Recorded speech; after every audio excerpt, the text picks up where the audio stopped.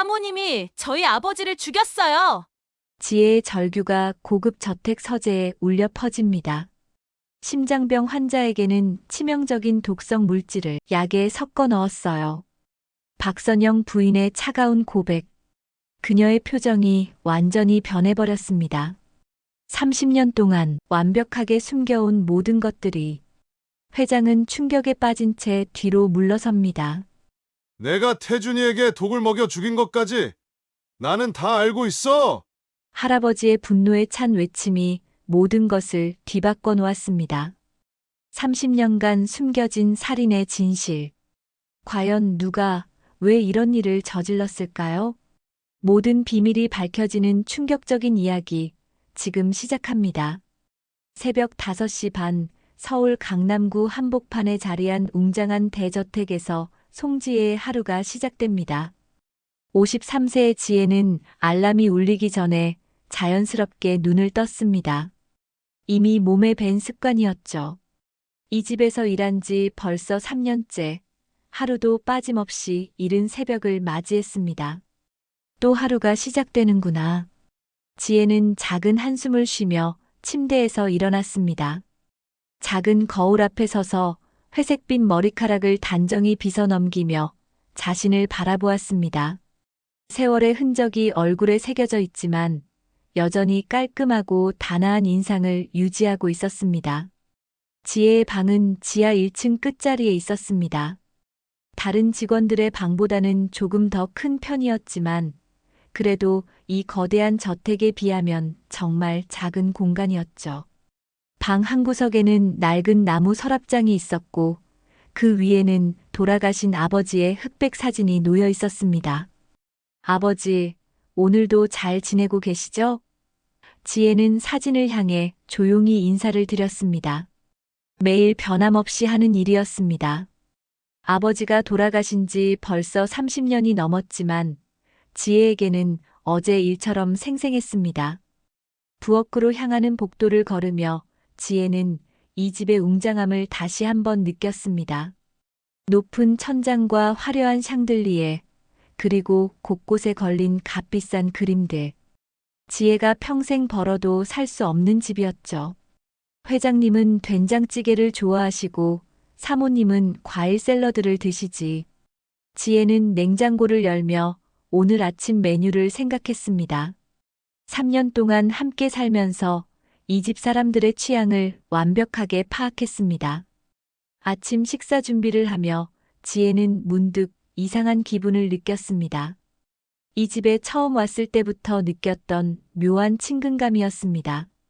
마치 어디서 본 듯한 낯설지 않은 느낌 말이죠. 하지만 그 이유를 알 수는 없었습니다.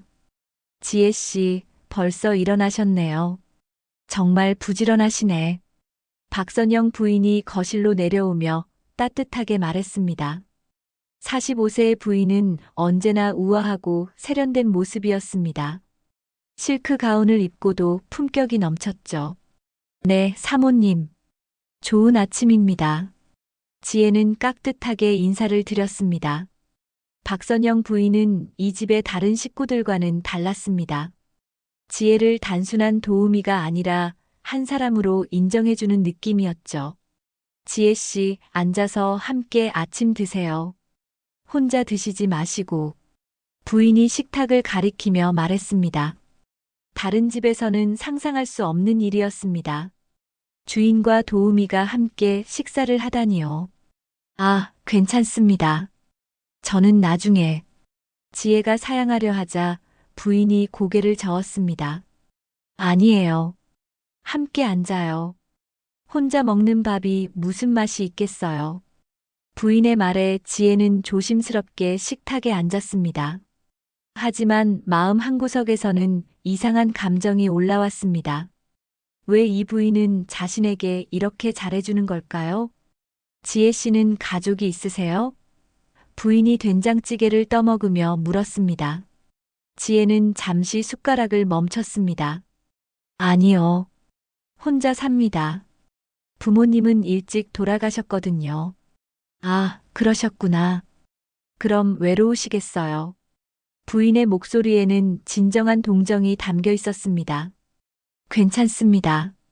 이제 혼자 사는 게 익숙해졌어요. 지혜는 담담하게 대답했지만 속으로는 복잡한 심정이었습니다. 특히 아버지 이야기만 나오면 가슴 한구석이 아려왔습니다. 지혜의 아버지는 사업가였습니다. 작은 회사를 운영하며 성실하게 살아가는 평범한 사람이었죠. 하지만 어느 날 갑자기 사업이 망했습니다. 거래처에서 약속을 어겼고 큰 손해를 보게 되었죠. 그 충격으로 아버지는 심장병이 생겼고 결국 세상을 떠나셨습니다. 지혜야, 아버지가 미안하다. 박 회장. 그 사람이. 너는 조심해야 한다. 아버지의 마지막 말씀이 아직도 귓가에 맴돌았습니다. 박 회장이라고 하셨는데 설마 이 집 박 회장님을 말씀하신 건 아니겠죠? 오전 9시쯤 박 회장이 출근 준비를 하며 현관으로 나왔습니다. 55세의 회장은 키가 크고 카리스마가 넘치는 모습이었습니다. 고급 정장을 완벽하게 차려입고 가죽 서류 가방을 들고 있었죠. 지혜 씨, 오늘도 수고하세요. 회장이 지나가며 가볍게 인사했습니다. 하지만 그 순간 지혜는 이상한 기분을 느꼈습니다. 회장의 눈빛에서 무언가 복잡한 감정을 읽을 수 있었죠. 네, 회장님. 안전 운전하세요. 지혜는 정중하게 인사했지만 마음속으로는 의문이 들었습니다. 회장님이 자신을 보는 눈빛이 조금 이상했거든요. 마치 어디서 본 적이 있는 사람을 보는 것 같은 표정이었습니다. 점심을 마친 후 지혜는 2층에 있는 회장님의 서재를 청소하게 되었습니다. 서재는 정말 장관이었습니다. 벽면 전체가 책장으로 가득 차 있었고 경제학부터 철학까지 다양한 분야의 책들이 정리되어 있었죠. 책장을 닦다가 지혜는 작은 액자 하나를 발견했습니다. 다른 액자들과 달리 구석진 곳에 놓여 있어서 잘 보이지 않았거든요. 먼지를 닦아보니 오래된 흑백 사진이 나타났습니다.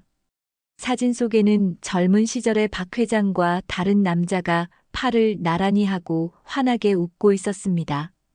둘 다 20대 후반쯤으로 보였는데 정말 친한 친구 같은 모습이었죠. 그런데 그 순간 지혜의 온몸이 얼어붙었습니다. 사진 속 다른 남자가 바로 자신의 아버지였거든요. 젊은 시절의 아버지 모습이 너무나 선명하게 보였습니다. 이게 무슨 일이지? 지혜는 떨리는 손으로 액자를 들어 자세히 살펴보았습니다. 틀림없이 아버지였습니다. 그리고 박 회장과 정말 친해 보이는 모습이었죠. 사진 뒷면을 보니 아버지의 친필로 쓰인 글씨가 있었습니다.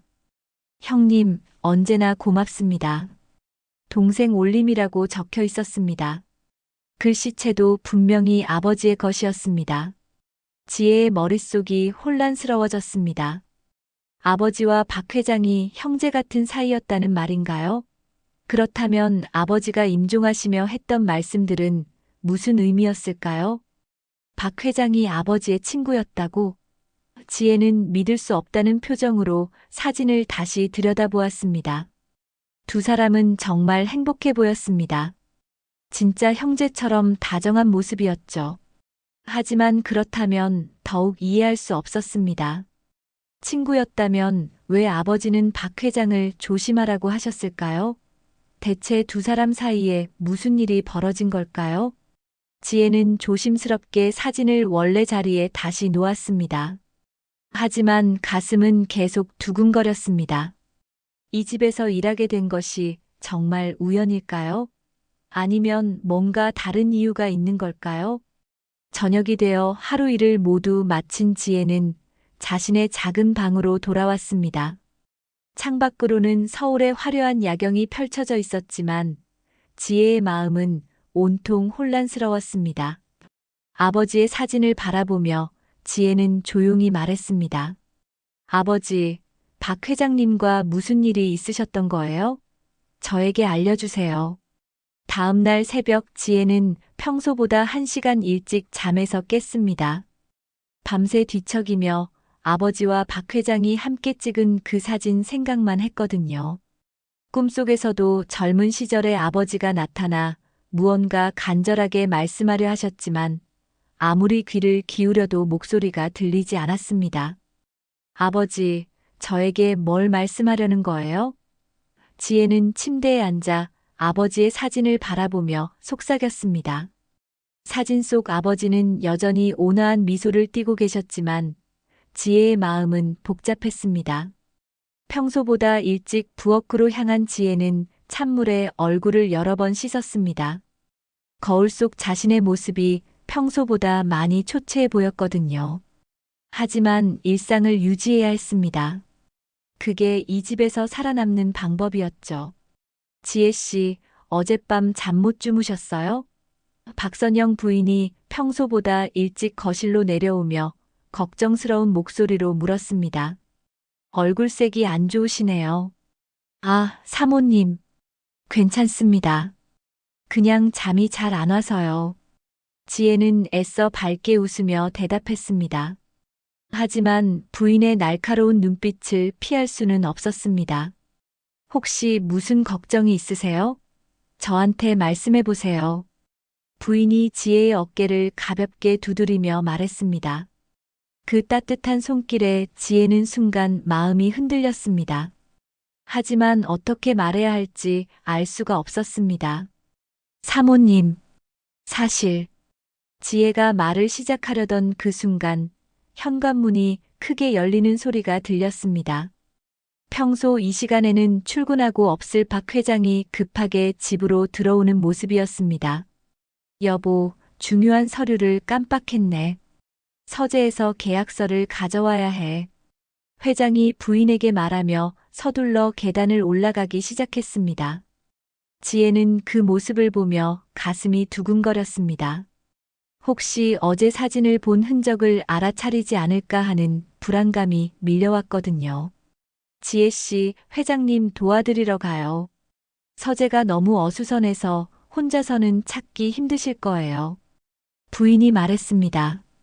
지혜는 떨리는 마음으로 2층 서재로 올라갔습니다. 회장은 넓은 책상 앞에서 여러 서류들을 뒤적거리고 있었습니다. 옆모습을 보니 어제 발견한 사진 속 젊은 청년의 모습이 선명하게 겹쳐 보였습니다. 회장님, 어떤 서류를 찾으시는지 말씀해 주시면 제가 도와드리겠습니다. 지혜가 조심스럽게 말을 걸었습니다. 박 회장이 고개를 들어 지혜를 바라보았습니다. 그 순간 회장의 표정이 묘하게 변했습니다. 마치 뭔가 중요한 것을 떠올린 듯한 표정이었죠. 지혜 씨, 회장이 갑자기 서류 찾는 것을 멈추고 지혜를 똑바로 바라보았습니다. 성함이 송지혜 씨 맞죠? 네, 맞습니다. 지혜가 대답하자 회장의 얼굴에서 혈색이 사라지기 시작했습니다. 혹시 아버님 성함이 어떻게 되시나요? 회장의 목소리가 작게 떨리기 시작했습니다. 평소 당당하고 위엄 있던 모습과는 완전히 달랐죠. 지혜는 잠시 망설였습니다. 하지만 이미 여기까지 온 이상 솔직하게 말하는 게 나을 것 같았습니다. 송태준입니다. 그 말을 듣자 박 회장은 의자에서 일어날 수도 없을 정도로 충격을 받은 듯 보였습니다. 송태준. 송태준이라고 하셨습니까? 네. 혹시 저희 아버지를 아세요? 지혜가 조심스럽게 물었습니다. 회장은 한동안 아무 말도 하지 못했습니다. 그러더니 갑자기 일어나서 책장 앞으로 걸어갔습니다. 지혜가 어제 사진을 발견했던 바로 그 자리였습니다. 태준이. 내 친구 태준이의 딸이. 회장이 혼잣말처럼 중얼거리며 무언가를 찾기 시작했습니다. 그리고 서랍을 열더니 그 오래된 사진을 꺼냈습니다. 지혜는 숨을 죽이고 그 모습을 지켜보았습니다. 회장은 사진을 보며 깊은 한숨을 쉬었습니다. 지혜 씨, 이 사진 본 적 있죠? 회장이 사진을 들어보이며 물었습니다. 지혜는 어떻게 대답해야 할지 몰랐습니다. 솔직하게 말하자니 어제 몰래 서재를 뒤진 것이 들킬 것 같았고 거짓말하자니 양심에 찔렸습니다. 회장님, 저기 계신 분이 저희 아버지인가요? 지혜가 떨리는 목소리로 물었습니다. 그래요. 송태준. 내 가장 소중한 친구였어요. 회장의 눈에 눈물이 맺히기 시작했습니다. 내가 태준이를 잃었어요. 내 잘못 때문에. 그때 회장의 휴대폰이 시끄럽게 울렸습니다. 급한 업무 전화인 것 같았습니다. 회장은 잠시 망설이더니 전화를 받았습니다. 네. 지금 당장 가야 하나요? 알겠습니다. 전화를 끊은 회장이 지혜를 바라보았습니다. 지혜 씨, 오늘 저녁 시간 있으세요? 꼭 드릴 말씀이 있습니다.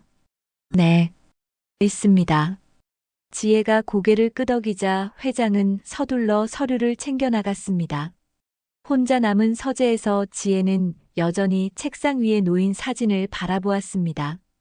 그런데 이상하게도 책상 서랍이 완전히 닫히지 않고 살짝 열려 있었습니다.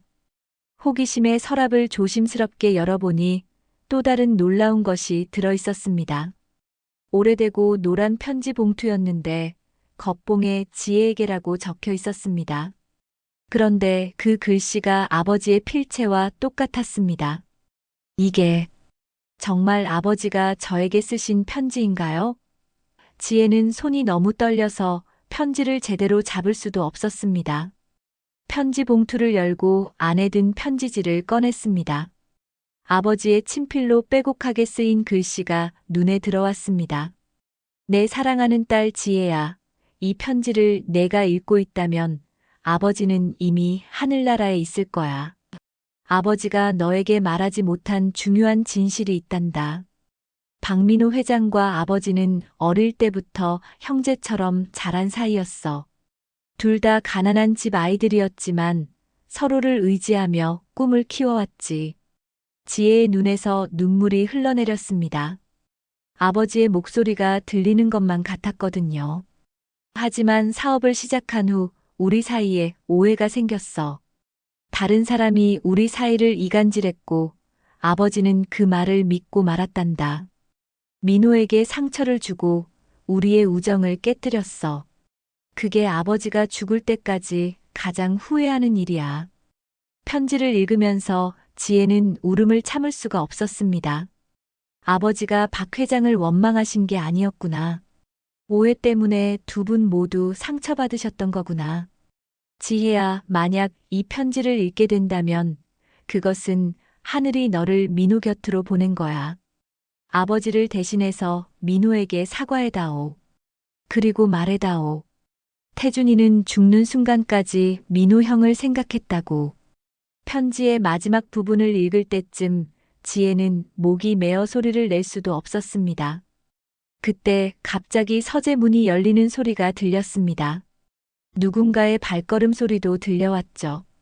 지혜는 깜짝 놀라 편지를 가슴에 안았습니다. 지혜 씨? 박선영 부인의 목소리였습니다.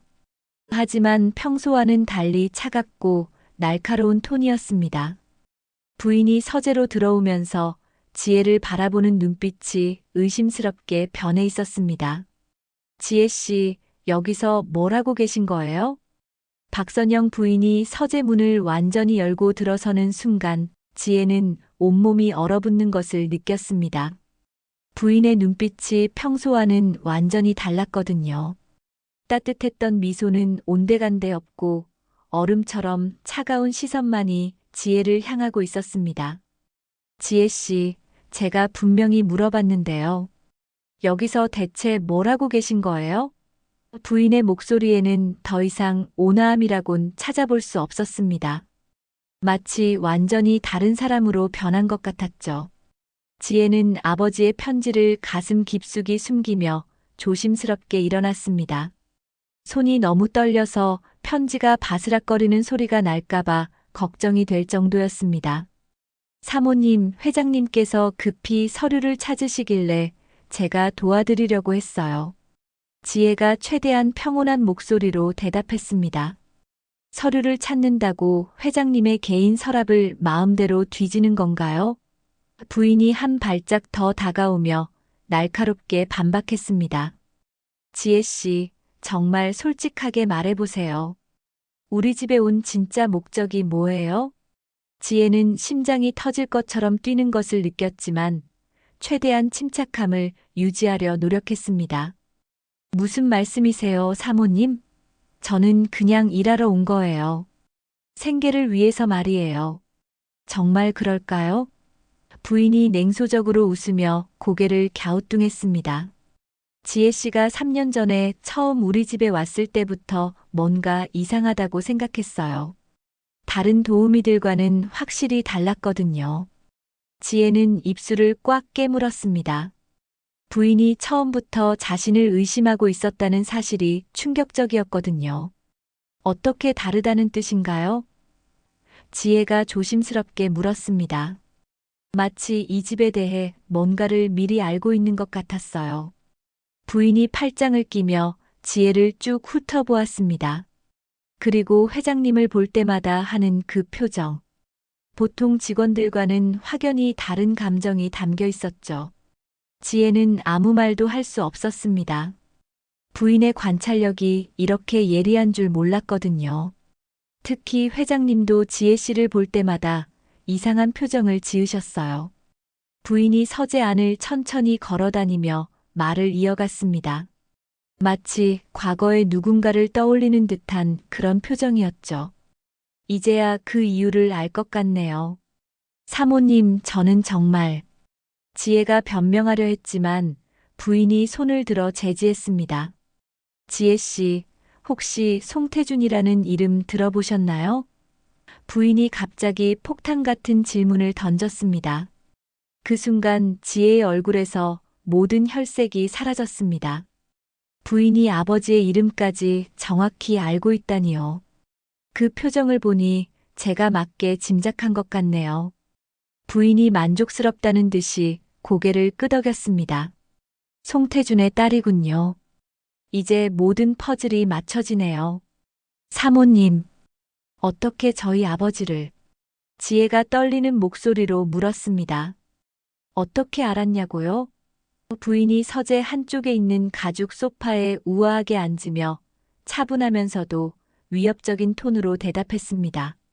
지혜 씨, 저도 이 집의 안주인이에요. 남편의 과거에 대해 모를 거라고 생각하셨나요? 부인은 다리를 우아하게 꼬고 앉아 마치 신문하는 검사처럼 지혜를 바라보았습니다. 송태준과 우리 회장님의 과거 이야기는 저도 아주 자세히 알고 있어요. 젊은 시절에는 절친한 친구였다가 나중에는 원수가 되어버린 그 안타까운 이야기 말이에요. 지혜는 아버지의 편지 내용을 떠올렸습니다. 편지에서는 오해 때문이라고 했는데 부인의 말과는 왜 이렇게 다른 걸까요? 사모님, 정말로 아버지와 회장님이 원수가 되셨던 건가요? 그게 사실인가요? 지혜가 간절한 목소리로 물었습니다. 사실이냐고요? 부인이 차갑게 미소 지으며 고개를 끄덕였습니다. 지혜 씨는 송태준이 우리 회장님께 얼마나 큰 상처를 줬는지 전혀 모르시나 봐요. 지혜의 가슴속이 답답해졌습니다. 아버지의 편지와 부인의 증언이 완전히 상반되고 있잖아요. 회장님이 처음 사업을 시작할 때 말이에요. 부인이 마치 옛 이야기를 들려주듯 천천히 말하기 시작했습니다. 송태준이 뒤에서 온갖 방해 공작을 다 했어요. 중요한 거래처들에게 악의적인 소문을 퍼뜨리고 투자자들을 모두 돌려세우고 회장님이 그때 얼마나 절망적이었는지 아세요? 그런 건 아니에요. 지혜가 참지 못하고 소리쳤습니다. 아버지는 그런 나쁜 일을 하실 분이 아니에요. 그런 분이 아니라고요? 부인의 목소리가 더욱 차가워졌습니다.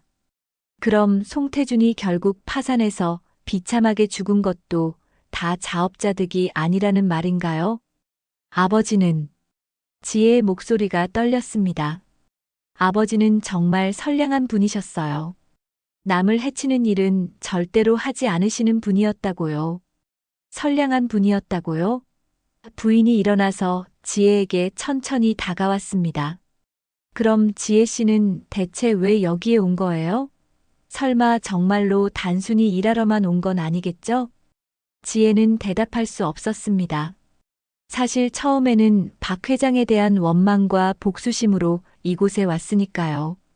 역시 그렇군요. 부인이 지혜의 침묵을 보고 확신에 찬 표정으로 고개를 끄덕였습니다. 복수하러 온 거죠? 아버지의 원수를 갚으러 우리 집에 잠입한 거군요. 아니에요. 그게 아니라. 지혜가 황급히 변명하려 했지만 부인이 단호하게 손을 들어 막았습니다. 더 이상 거짓말은 그만하세요.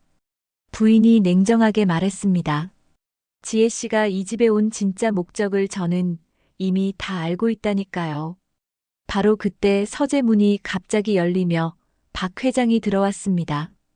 급한 업무를 마치고 다시 집으로 돌아온 모양이었습니다. 무슨 일이지? 둘이 무슨 이야기를 하고 있었나? 회장이 방 안의 무거운 분위기를 느끼고 걱정스러운 표정으로 물었습니다. 아, 여보. 지혜 씨와 잠깐 이야기를 나누고 있었어요. 부인이 순식간에 평소의 온화한 미소를 되찾으며 자연스럽게 대답했습니다. 방금 전에 차갑고 위협적인 모습은 완전히 사라져 있었죠. 지혜는 그 급격한 변화에 소름이 돋았습니다. 부인이 이렇게 완벽하게 연기할 수 있는 사람이었다니요. 그래. 무슨 이야기였는데? 회장이 호기심 어린 표정으로 물었습니다. 별거 아니에요. 그냥 여자들끼리 하는 이야기였어요. 부인이 자연스럽게 넘어갔습니다. 지혜 씨, 아까 말했던 그 이야기. 오늘 저녁에 꼭 시간을 내서 자세히 나눠봅시다. 회장이 지혜를 진지하게 바라보며 말했습니다. 네, 회장님. 지혜가 고개를 끄덕이자 부인의 얼굴에 순간 불쾌한 표정이 스쳤습니다. 아, 그런데 여보. 부인이 갑자기 말을 끼었습니다. 오늘 저녁에 김 사장님 부부와 저녁 약속이 있어서 함께 나가야 할 것 같은데요. 회장이 의외라는 표정으로 부인을 바라보았습니다. 여보, 오늘 저녁에 약속이 있었나? 내가 기억하기로는. 아, 깜빡했네요. 김 사장님 부인이 갑자기 연락을 주셔서. 부인이 애매하게 대답했습니다. 지혜는 부인이 일부러 방해하고 있다는 것을 직감적으로 알 수 있었습니다. 회장님과 자신의 대화를 막으려는 의도였죠. 그럼 어쩔 수 없네. 내일 저녁에 시간을 내서 이야기하자. 회장이 아쉬워하며 말했습니다. 네, 회장님. 지혜가 실망스럽지만 어쩔 수 없다는 듯 고개를 끄덕였습니다. 지혜가 서재를 나가려 할 때 부인이 다시 한번 말했습니다. 지혜 씨, 앞으로는 회장님 개인 공간에 함부로 들어오지 않는 게 좋을 것 같아요. 서재에서 나온 지혜는 복도에서 잠시 멈춰 섰습니다. 가슴속에 숨긴 아버지의 편지가 뜨겁게 느껴졌습니다. 부인의 차가운 시선이 아직도 등 뒤에서 따라오는 것 같았거든요. 지혜 씨. 갑자기 뒤에서 박선영 부인의 목소리가 들렸습니다. 지혜가 돌아보니 부인이 서재 문 앞에 서서 자신을 바라보고 있었습니다. 회장님은 아직 서재 안에 계신 모양이었죠. 잠깐만 이야기할 게 있어요. 부인이 손짓으로 지혜를 부르며 말했습니다. 1층 응접실로 내려가요. 지혜는 어쩔 수 없이 부인을 따라 1층 응접실로 향했습니다. 응접실은 고급스러운 가죽 소파와 크리스털 샹들리에로 장식된 웅장한 공간이었습니다. 부인은 소파에 앉으며 지혜에게도 앉으라고 손짓했습니다. 하지만 지혜는 불안해서 앉을 수가 없었습니다. 앉으세요. 서 있으면 목 아파요. 부인이 명령조로 말했습니다. 지혜는 마지못해 부인 맞은편 소파 끝에 조심스럽게 앉았습니다. 지혜 씨, 우리가 솔직하게 이야기해 봐야겠어요. 부인이 다리를 꼬고 앉으며 차분하지만 위협적인 톤으로 말했습니다. 더 이상 숨기지 마세요. 무엇을 숨긴다는 말씀이세요? 지혜가 떨리는 목소리로 물었습니다. 송태준의 딸이 우연히 우리 집에 도우미로 왔을 거라고 생각하세요? 부인이 냉소적으로 웃었습니다. 세상에 그런 우연이 어디 있어요? 지혜는 아무 말도 할 수 없었습니다. 사실 처음에는 우연이 아니었거든요. 3년 전 지혜 씨가 처음 이력서를 가지고 왔을 때부터 이상했어요. 부인이 기억을 떠올리며 말했습니다. 다른 지원자들보다 조건도 좋지 않았는데 왜 우리 집을 선택했는지 궁금했거든요. 지혜는 그때를 떠올렸습니다. 아버지가 돌아가시기 전에 남기신 말씀 때문에 박 회장에 대한 원망을 품고 있었고 신문에서 채용 공고를 보고 지원했던 것이었습니다. 그때 제가 왜 의심하지 않았을까 싶어요. 부인이 계속 말했습니다. 송지혜라는 이름을 보고도 말이에요. 사모님께서 처음부터 제 정체를 알고 계셨던 건가요? 지혜가 조심스럽게 물었습니다. 처음에는 몰랐어요. 하지만 지혜 씨가 회장님을 바라보는 눈빛이 너무 특이했거든요.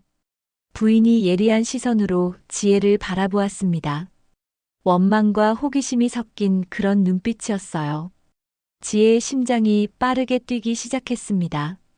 부인의 관찰력이 이렇게 뛰어난 줄 몰랐거든요. 그래서 사립 탐정을 고용해서 지혜 씨 신상을 조사했어요. 부인이 폭탄 선언을 했습니다. 송태준의 딸이라는 걸 안 것도 그때였고요. 지혜는 충격을 받았습니다. 부인이 자신을 조사했다니요. 그럼 왜 그때 저를 내보내지 않으셨어요? 지혜가 떨리는 목소리로 물었습니다. 궁금했거든요. 부인이 미소를 지었습니다. 송태준의 딸이 정확히 무엇을 하려는지 말이에요. 복수를 하려는 건지 아니면 정말 돈이 필요해서 온 건지. 지혜는 부인의 말에 소름이 돋았습니다. 3년 동안 자신이 관찰당하고 있었다는 사실이 믿어지지 않았거든요. 그런데 시간이 지날수록 이상했어요. 부인이 계속 말했습니다. 지혜 씨는 복수는커녕 성실하게 일만 했거든요. 마치 정말로 그냥 일하러 온 것처럼 말이에요. 저는 정말로. 지혜가 말하려다 멈췄습니다. 어떻게 설명해야 할지 모르겠거든요. 하지만 오늘 서재에서의 모습을 보니 확실해졌어요. 부인의 목소리가 더욱 차가워졌습니다. 지혜 씨는 뭔가를 찾고 있었던 거죠. 지혜는 가슴속 아버지의 편지를 의식하며 고개를 떨구었습니다. 뭘 찾았는지 저도 알아요. 부인이 날카롭게 말했습니다. 분명히 송태준과 관련된 뭔가를 발견했겠죠. 그때 갑자기 현관벨이 울렸습니다. 누군가 집을 찾아온 모양이었습니다. 누가 이 시간에? 부인이 짜증스럽다는 표정을 지었습니다. 잠시 후 집 관리인이 응접실로 들어왔습니다. 사모님, 문 앞에 어떤 할아버지가 서 계시는데 지혜 씨를 찾으신다고 하세요. 지혜는 깜짝 놀랐습니다. 저를 찾는다고요? 네, 송지혜 씨 맞냐고 물으시더라고요. 관리인이 대답했습니다. 부인도 의외라는 표정이었습니다. 어떻게 생긴 할아버지인데? 나이가 많으시고 옷차림이 좀 허름하세요. 그런데 눈빛이 예사롭지 않더라고요. 관리인이 설명했습니다. 지혜는 가슴이 두근거렸습니다. 혹시 어젯밤 창밖에서 본 그 남자일까요? 지혜 씨 아는 분이에요? 부인이 물었습니다. 아니요. 모르겠어요. 지혜가 당황해서 대답했습니다. 일단 만나보세요. 하지만 현관에서만 만나고 집 안으로는 들어오게 하지 마세요. 부인이 단호하게 말했습니다. 지혜는 떨리는 마음으로 현관으로 향했습니다. 문을 열자 70세 정도로 보이는 할아버지가 서 계셨습니다. 허름한 옷차림이었지만 눈빛만은 또렷하고 진지했습니다. 송지혜 씨 맞습니까? 할아버지가 다급한 목소리로 물었습니다. 네, 맞는데요. 누구세요? 지혜가 조심스럽게 대답했습니다. 제가 박태식입니다. 박민호 회장님의 친아버지입니다. 할아버지가 충격적인 말을 했습니다. 지혜는 온몸이 굳어졌습니다. 박 회장의 친아버지라고요? 하지만 회장님의 아버지는 지혜가 혼란스러워했습니다. 세상에는 공식적으로 다른 분으로 알려져 있죠. 하지만 저는 민호의 친아버지입니다. 할아버지가 슬픈 표정으로 말했습니다. 왜 저를 찾으시는 거예요? 지혜가 떨리는 목소리로 물었습니다. 송태준, 태준이의 딸이기 때문입니다. 할아버지의 눈에 눈물이 맺혔습니다. 태준이와 저는, 그리고 민호와 태준이 사이에 일어난 일들, 모든 진실을 아버지를 대신해서 당신에게 말해야 합니다. 지혜는 머리가 하얗게 변하는 것을 느꼈습니다. 무슨 뜻이세요? 태준이가 죽기 전에 저에게 부탁했습니다. 할아버지가 간절한 목소리로 말했습니다. 언젠가 딸을 만나게 되면 모든 진실을 알려달라고 말이에요. 그때 뒤에서 박선영 부인의 목소리가 들렸습니다. 지혜 씨, 누구세요? 지혜는 돌아보지도 못하고 할아버지만 바라보았습니다. 태준이는 억울하게 죽었습니다. 할아버지가 떨리는 목소리로 말했습니다. 그리고 그 모든 일의 배후에는 지혜 씨, 부인의 목소리가 더욱 큰 소리로 들렸습니다. 할아버지는 부인의 목소리를 듣고 급히 지혜에게 작은 쪽지를 건네주었습니다. 내일 밤 9시에 여기 적힌 곳으로 오세요. 모든 진실을 알려드리겠습니다. 그리고는 서둘러 어둠 속으로 사라져버렸습니다. 할아버지가 사라진 후 지혜는 현관문을 닫고 떨리는 손으로 쪽지를 주머니에 숨겼습니다. 박선영 부인이 복도 끝에서 의심스러운 눈빛으로 다가오고 있었거든요. 지혜 씨, 누구였어요? 무슨 일이었죠? 부인이 날카로운 목소리로 물었습니다. 그냥 길을 묻는 분이었어요. 지혜가 애써 평온한 목소리로 거짓말했습니다. 길을 묻는다고 지혜 씨 이름을 정확히 아는 사람이 있나요? 부인이 의심스럽게 반박했습니다. 그리고 왜 이렇게 오래 이야기했어요? 지혜는 대답할 말이 없었습니다. 부인이 모든 것을 의심하고 있다는 게 너무나 분명했거든요. 지혜 씨, 혹시 뭔가 숨기는 일이 있는 건 아니죠? 부인이 한 발 더 다가오며 압박했습니다. 그때 2층에서 박 회장이 내려오는 발걸음 소리가 들렸습니다. 여보, 무슨 일이야? 현관에서 누구와 이야기하는 소리가 들렸는데. 아, 여보. 지혜 씨에게 누군가 찾아왔었어요. 부인이 순간적으로 평소의 온화한 표정으로 돌아가며 대답했습니다. 누가 왔다고?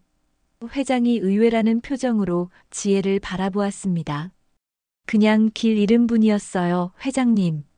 지혜가 서둘러 대답했습니다. 회장은 잠시 지혜를 바라보더니 고개를 끄덕였습니다. 그렇구나. 지혜 씨, 수고했네요. 네, 회장님. 그럼 저는 부엌 정리하러 가겠습니다. 지혜가 그 자리를 벗어나려 했습니다. 지혜 씨, 부인이 다시 불렀습니다. 내일부터는 외부인과 접촉할 때 미리 저에게 알려주세요. 집 보안 때문에 그래요. 지혜는 가슴이 답답해졌지만 어쩔 수 없이 고개를 끄덕였습니다. 네, 알겠습니다. 자신의 방으로 돌아온 지혜는 문을 잠그고 할아버지가 준 쪽지를 꺼냈습니다. 한강공원 반포대교 아래 벤치, 내일 밤 9시라고 적혀 있었습니다. 박태식, 정말로 회장님의 친아버지일까? 지혜는 혼란스러웠습니다. 그렇다면 왜 아들과 떨어져 살고 계시는 걸까요? 지혜는 아버지의 편지를 다시 꺼내 읽어보았습니다. 편지에는 박 회장과 아버지가 형제 같은 사이였다고 했는데 할아버지의 말과는 어떤 연관이 있을까요? 다음 날 아침 지혜는 평소보다 더 일찍 일어나 아침 준비를 했습니다. 하지만 마음은 온통 오늘 밤 만날 할아버지 생각뿐이었습니다. 지혜 씨, 오늘 얼굴이 많이 피곤해 보이네요. 박선영 부인이 아침 식사를 하며 말했습니다. 혹시 아픈 곳 있어요? 아니요, 괜찮습니다.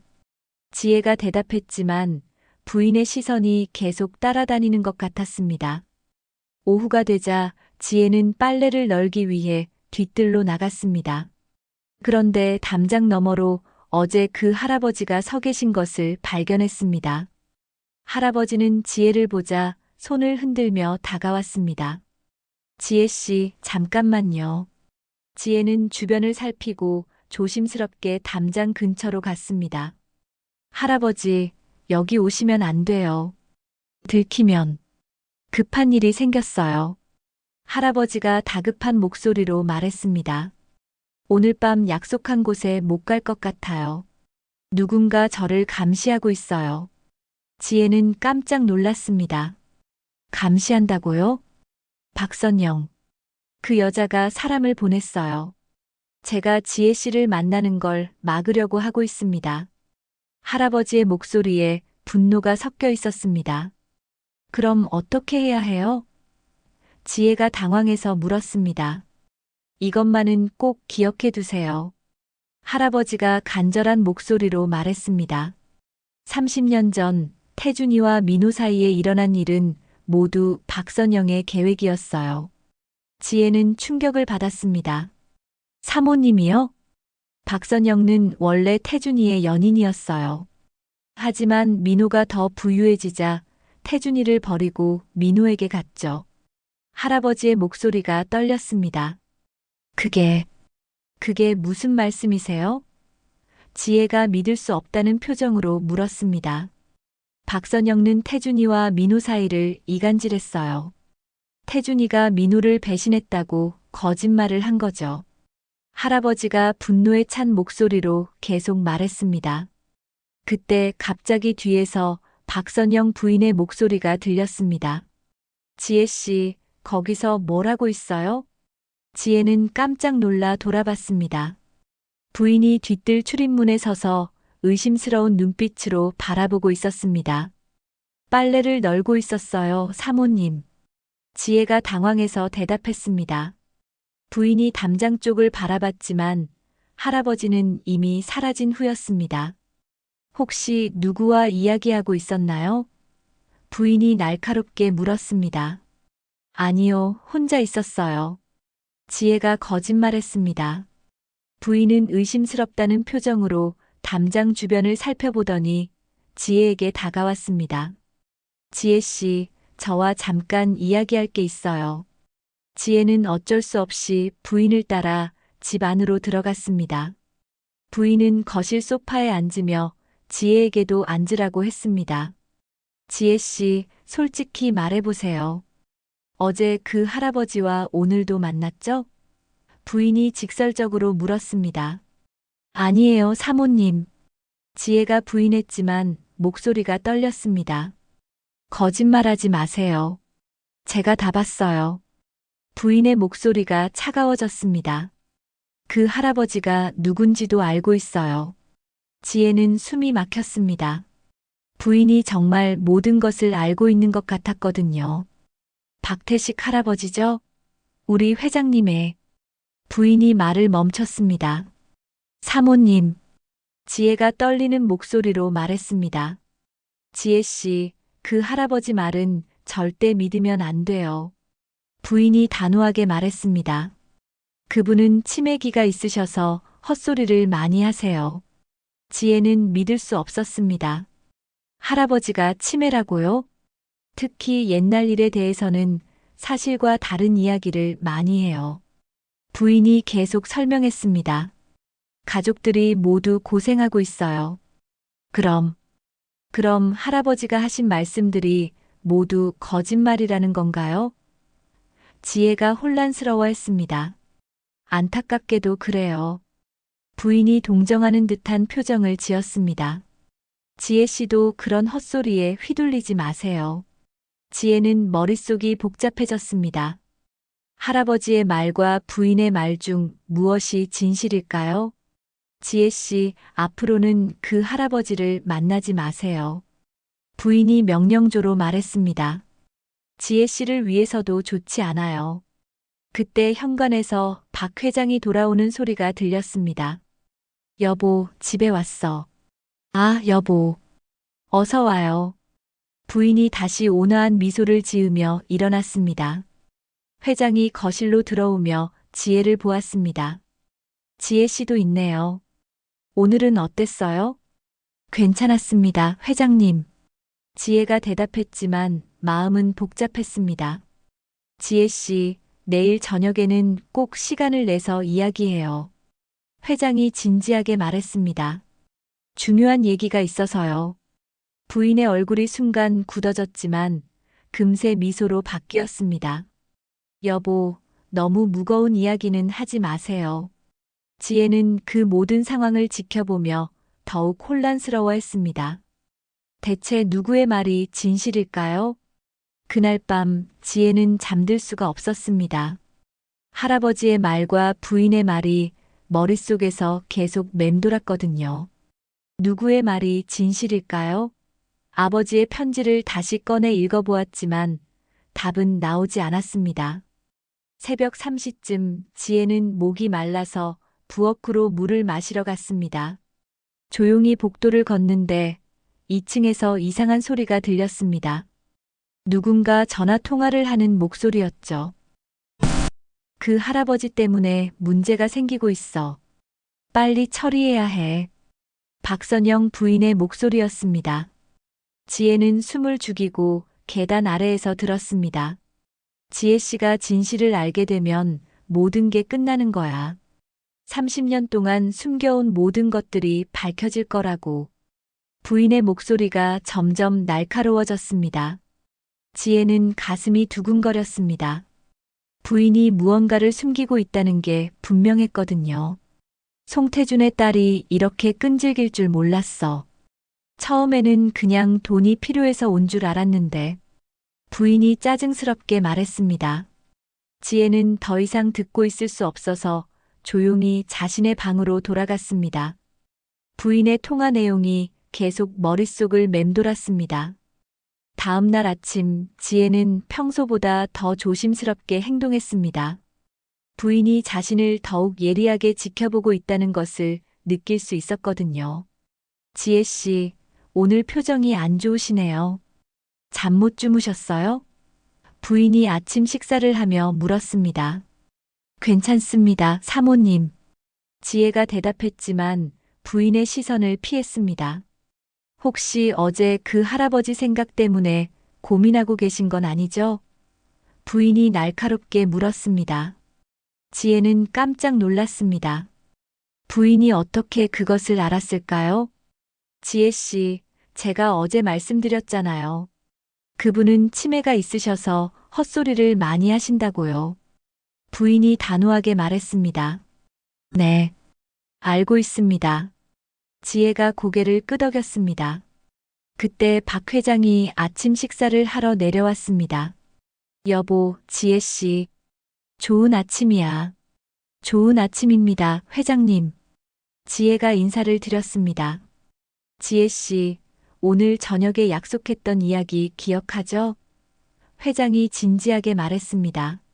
부인의 얼굴이 순간 굳어졌습니다.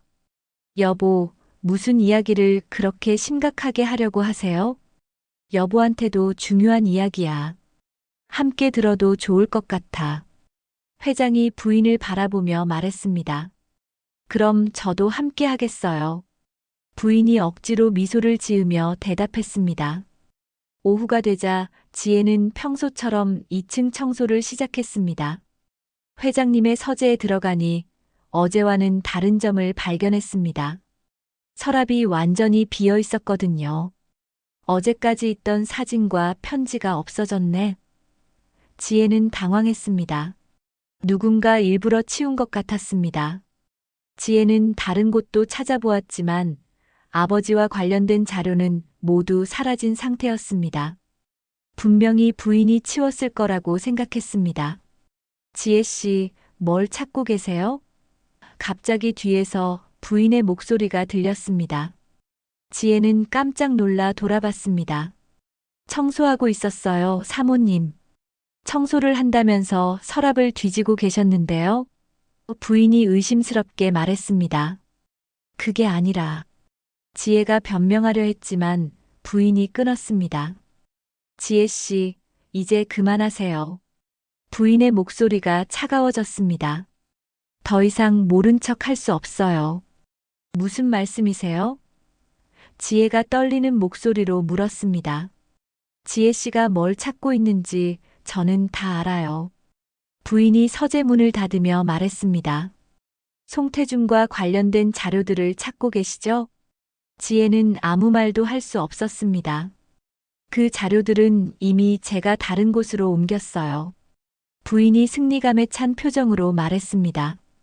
지혜 씨가 절대 찾을 수 없는 곳으로 말이에요. 왜 그러시는 거예요?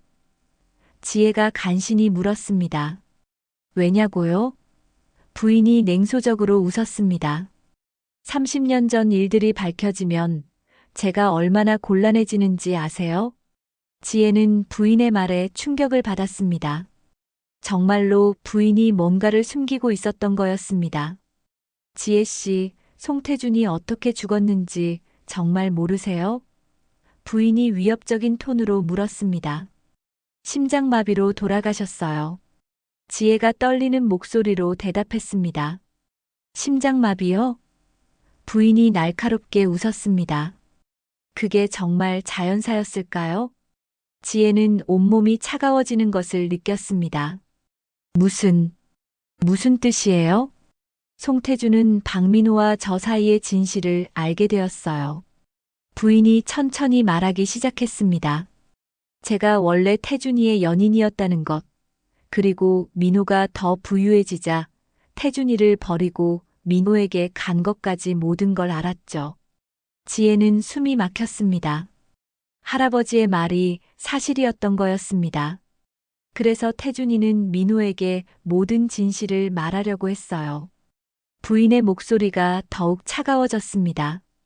하지만 저는 그럴 수 없게 만들었어요. 설마. 지혜가 믿을 수 없다는 표정으로 바라보았습니다. 태준이가 마시던 약에 다른 성분을 섞었어요. 부인이 무표정하게 말했습니다. 심장병 환자에게는 아주 위험한 성분이었죠. 지혜는 다리에 힘이 풀려서 주저앉을 뻔했습니다. 아버지를 죽인 게 사모님이라는 말씀이세요? 자업자득이에요. 부인이 냉정하게 대답했습니다. 태준이가 가만히 있었으면 될 일이었어요. 지혜는 분노와 슬픔이 동시에 치밀어 올랐습니다. 어떻게 그런 일을 할 수 있어요?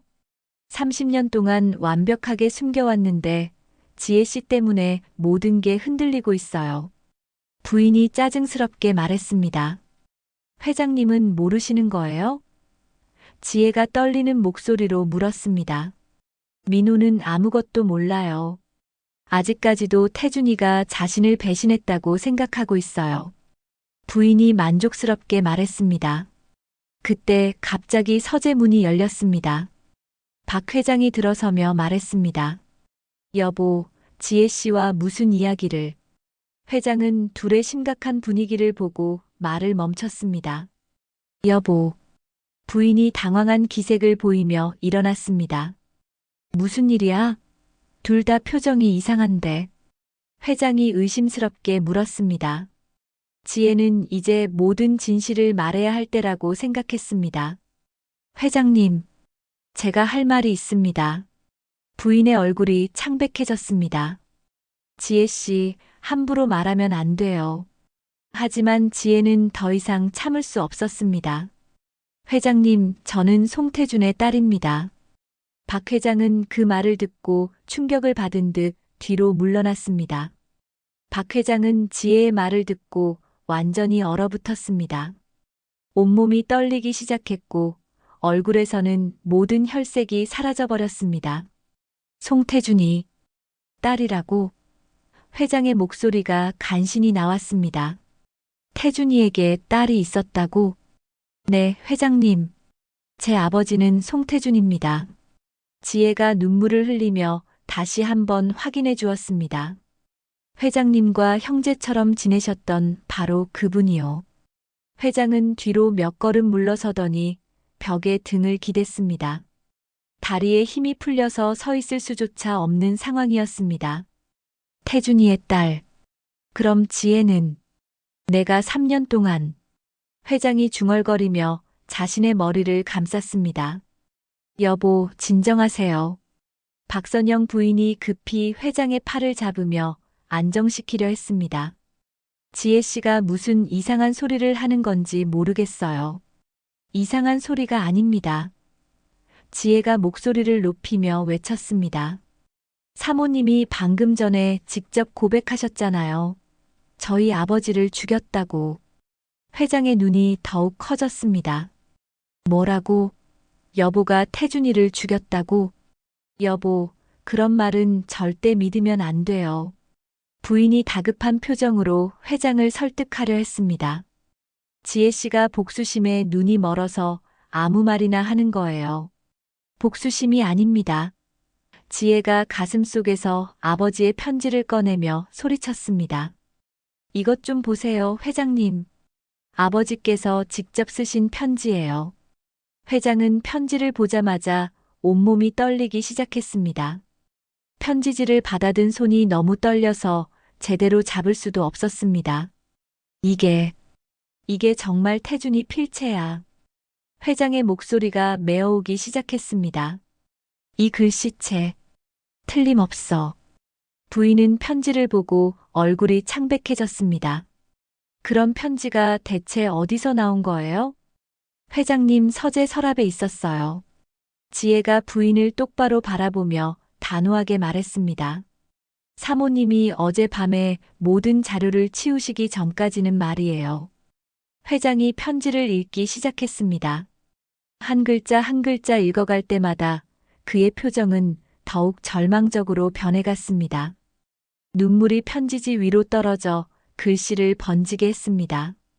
내 사랑하는 딸 지혜야. 민호 형은 나쁜 사람이 아니야. 오해 때문에. 회장이 편지를 읽다가 말을 잇지 못했습니다. 태준아, 내가 너를 이렇게 오해하고 있었구나. 회장이 무릎을 꿇고 앉으며 울먹였습니다. 여보, 그 편지는 누군가 조작한 가짜일 수도 있어요. 부인이 필사적으로 변명했습니다. 가짜가 아닙니다. 지혜가 분노와 슬픔이 섞인 목소리로 외쳤습니다. 사모님이 방금 전에 직접 고백하셨잖아요. 아버지의 약에 독을 섞어 넣었다고. 회장은 그 말을 듣고 천천히 고개를 들어 부인을 바라보았습니다. 그의 눈빛에는 믿을 수 없다는 표정과 함께 분노가 서서히 피어오르고 있었습니다. 여보, 그게 정말이야? 회장의 목소리가 떨렸습니다. 여보, 그런 말은 절대로 믿지 마세요. 부인이 회장의 앞에 무릎을 꿇고 앉으며 매달렸습니다. 저를 믿어요. 지혜 씨가 거짓말하는 거예요. 거짓말이 아닙니다. 지혜가 눈물을 흘리며 소리쳤습니다. 사모님이 분명히 말씀하셨어요.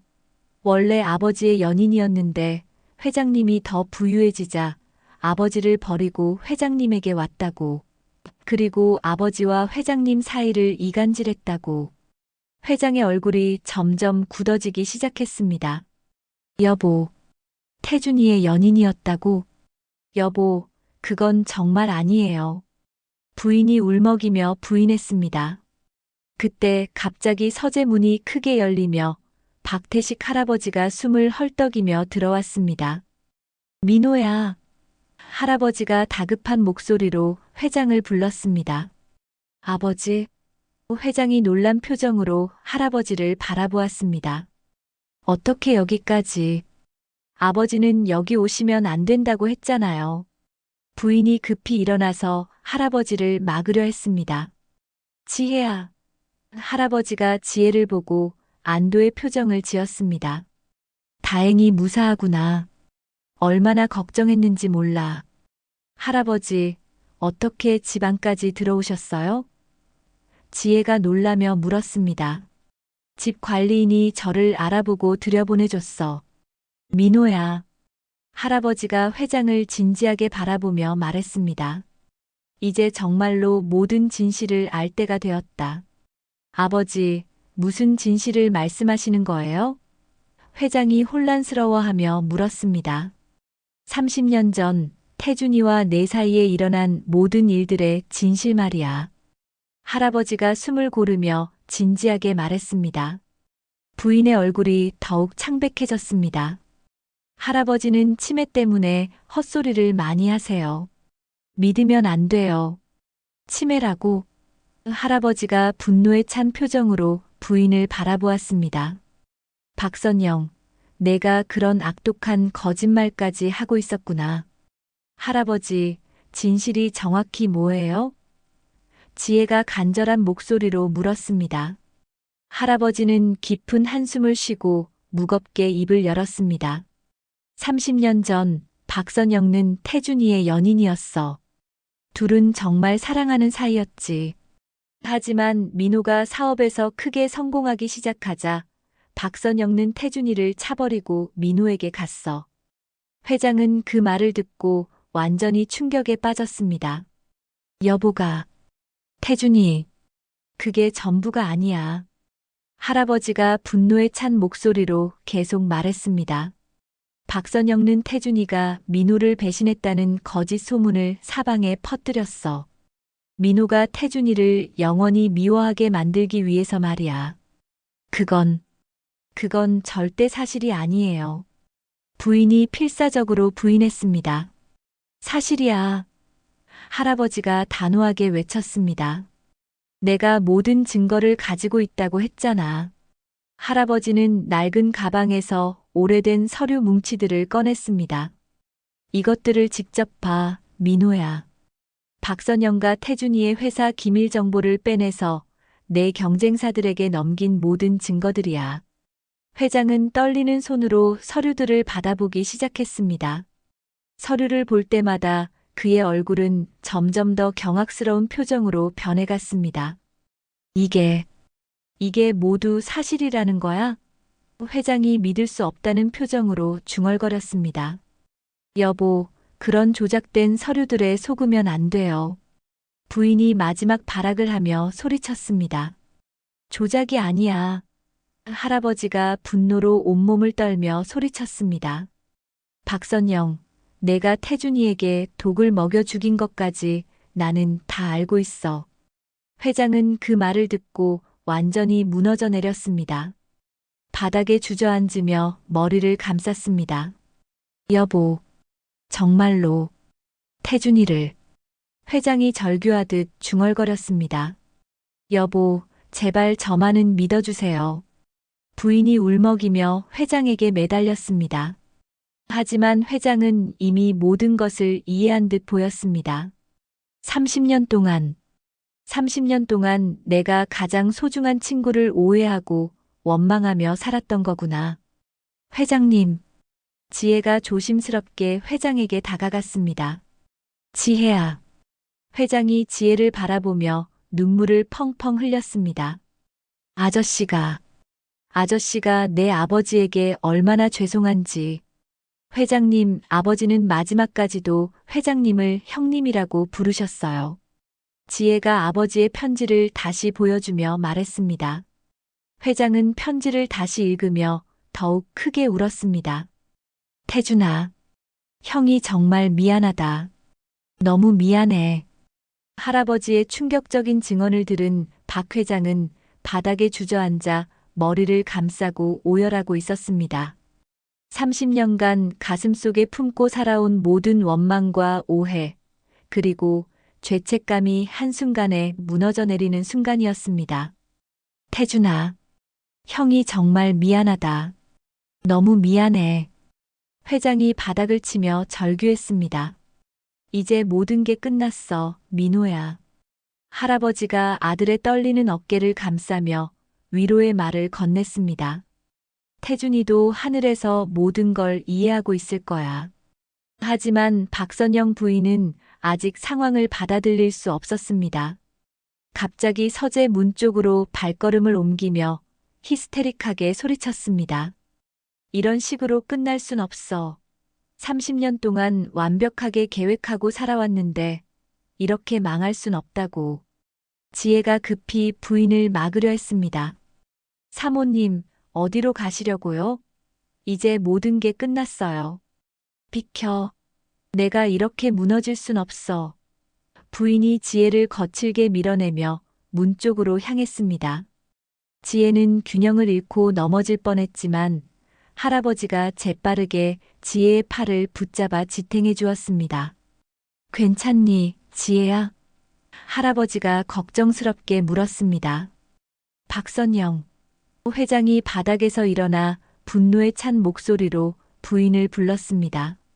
그의 목소리에는 더 이상 사랑이나 애정이 아닌 깊은 배신감과 분노만이 가득했습니다. 부인이 문 손잡이를 잡고 돌아보자 회장이 차갑고 단호하게 말했습니다. 30년 동안 나와 한 침대에서 자고 같은 밥을 먹고 살면서 단 한 번도, 정말 단 한 번도 양심의 가책을 느끼지 않았어? 양심의 가책이라고? 부인이 오히려 화를 내며 목소리를 높였습니다. 당신이 매일 밤 송태준 이야기만 하고 살 때 내가 얼마나 외롭고 힘들었는지 알기나 해요? 태준이는 내 형제 같은 친구였어. 회장이 주먹을 불끈 쥐며 소리쳤습니다. 그런 소중한 친구를 독살하고도 30년 동안 아무렇지 않게 내 옆에서 아무렇지 않았다고요? 부인이 비참하게 웃으며 반박했습니다. 매일 밤 당신이 태준이라면 어떻게 했을까? 태준이가 그리워 이런 말들을 할 때마다 내가 얼마나 고통스러웠는지 상상이나 해봤어요? 그건 내가 만든 상황이잖아. 회장이 분노에 떨며 소리쳤습니다. 바로 그때 아래층에서 무거운 발걸음 소리가 들려왔습니다. 할아버지가 미리 신고해둔 경찰들이 도착한 것 같았습니다. 박선영 씨 계신가요? 경찰입니다. 1층에서 남성의 목소리가 울려 퍼졌습니다. 부인의 얼굴이 순식간에 창백해졌습니다. 안 돼. 이럴 순 없어. 아직 끝나지 않았어. 경찰 2명이 계단을 올라와 서재로 들어왔습니다. 한 명은 중년의 형사였고 다른 한 명은 젊은 순경이었습니다. 박선영 씨 맞으시죠? 형사가 영장을 보이며 엄숙하게 말했습니다. 송태준 씨 살인 혐의로 긴급 체포하겠습니다. 살인이라니. 부인이 발악하며 소리쳤습니다. 증거가 어디 있다고 그런 말을 해요? 할아버지가 가방에서 두꺼운 서류 뭉치를 꺼내며 형사에게 건넸습니다. 여기 모든 증거가 있습니다. 30년 전 박선영이 송태준에게 먹인 독성 물질의 성분 분석표와 구입 기록까지 다 있어요. 형사가 서류를 빠르게 훑어보고 만족스럽게 고개를 끄덕였습니다. 충분한 증거네요. 박선영 씨, 저희와 함께 동행해 주시겠습니다. 안 돼요. 부인이 마지막 발악을 하며 회장을 향해 달려들었습니다. 여보, 저를 도와주세요. 당신을 위해서 한 일이라고요. 하지만 회장은 부인을 피하며 차가운 목소리로 말했습니다. 나는 당신을 더 이상 알지 못하겠어. 당신은 이제 나에게 완전한 남남이야. 여보, 부인이 절규하며 매달렸지만 회장은 고개도 돌리지 않았습니다. 순경이 부인에게 차가운 수갑을 채우며 말했습니다. 묵비권을 행사할 수 있습니다. 변호사 선임권도 있고요. 놓아요. 놓으라고요. 부인이 몸부림치며 저항했지만 소용없었습니다. 경찰들이 부인을 끌고 서재를 나가면서 부인의 절규하는 목소리가 복도와 계단에 울려 퍼졌습니다. 하지만 아무도 그 소리에 관심을 기울이지 않았습니다. 서재에는 회장과 지혜, 그리고 할아버지만이 남았습니다. 한동안 아무도 말을 하지 않았습니다. 정막 속에서 세 사람의 거친 숨소리만이 들렸습니다. 지혜야. 회장이 먼저 무거운 입을 열었습니다. 아저씨가 내게 어떻게 사과해야 할지 정말 모르겠다. 지혜는 눈가의 눈물을 손등으로 닦으며 대답했습니다. 회장님도 피해자셨어요. 모든 게 사모님의 계획이었으니까요. 하지만 내가 태준이를 의심했어. 내 평생 가장 소중한 친구를 의심하고 원망하며 살았다고. 회장이 자책하며 주먹으로 가슴을 쳤습니다. 할아버지가 아들의 어깨를 토닥이며 따뜻하게 말했습니다. 민호야, 이제 태준이도 하늘에서 모든 걸 이해하고 용서할 거야. 그 친구는 원래 마음이 넓은 사람이었잖아. 지혜는 가슴속에서 아버지의 편지를 조심스럽게 꺼내며 회장에게 건넸습니다. 회장님, 이 편지의 마지막 부분을 아직 다 읽지 못하셨잖아요. 회장이 떨리는 손으로 편지를 받아 마지막 부분을 읽기 시작했습니다. 민호 형, 만약 언젠가 내 딸 지혜가 형님을 만나게 된다면 그것은 분명 하늘의 뜻일 거야. 내 소중한 딸을 형님께 부탁한다. 그리고 형님도 꼭 행복하게 살아가길 아버지는 진심으로 바란다. 태준아. 회장이 편지를 가슴에 꼭 안으며 목이 메어 제대로 말을 잇지 못했습니다. 아버지는 임종하실 때까지도 회장님을 형님으로 생각하셨어요. 지혜가 따뜻한 목소리로 말했습니다. 그리고 회장님이 행복하게 사시길 간절히 바라셨고요.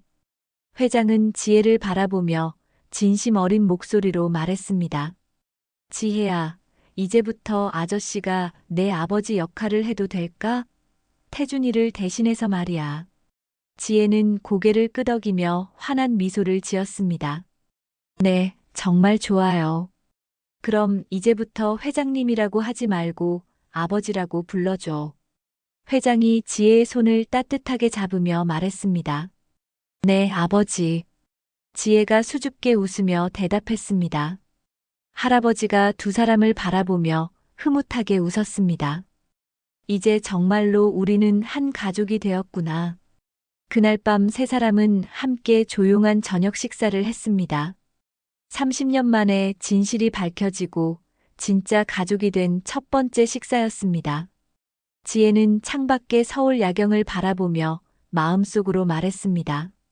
아버지, 이제 마음 편히 쉬세요. 딸은 정말 좋은 가족을 만났어요. 오늘 이야기가 마음에 드셨다면 구독과 알람 설정, 그리고 댓글로 마음을 나눠주세요. 당신의 한 줄 댓글이 저에게는 정말 큰 힘이 됩니다. 시청해주셔서 진심으로 감사합니다.